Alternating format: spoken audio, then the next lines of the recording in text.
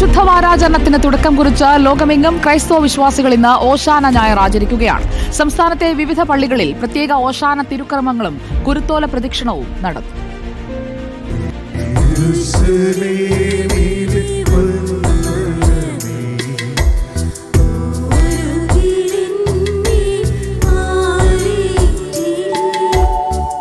യേശുദേവന്റെ Jerusalem പ്രവേശനത്തിന്റെ ഓർമ്മ പുതുക്കി ഇന്ന് ഓശാന പെരുന്നാൾ.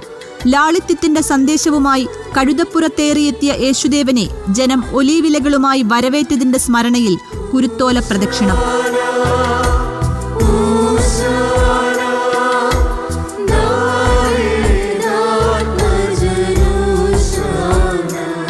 ദേവാലയങ്ങളിൽ പ്രത്യേക പ്രാർത്ഥനാ ശുശ്രൂഷകൾ.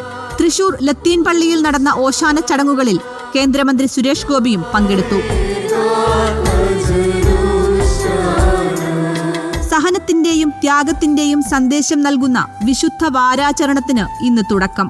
അന്ത്യ അത്താഴ ഓർമ്മയിൽ പെസഹ വ്യാഴവും കുരിശുമരണത്തിന്റെ ഓർമ്മ പുതുക്കി ദുഃഖവെള്ളിയും ആചരിച്ച് ഈസ്റ്ററോടെ നോമ്പിന് സമാപനം. News desk reporter.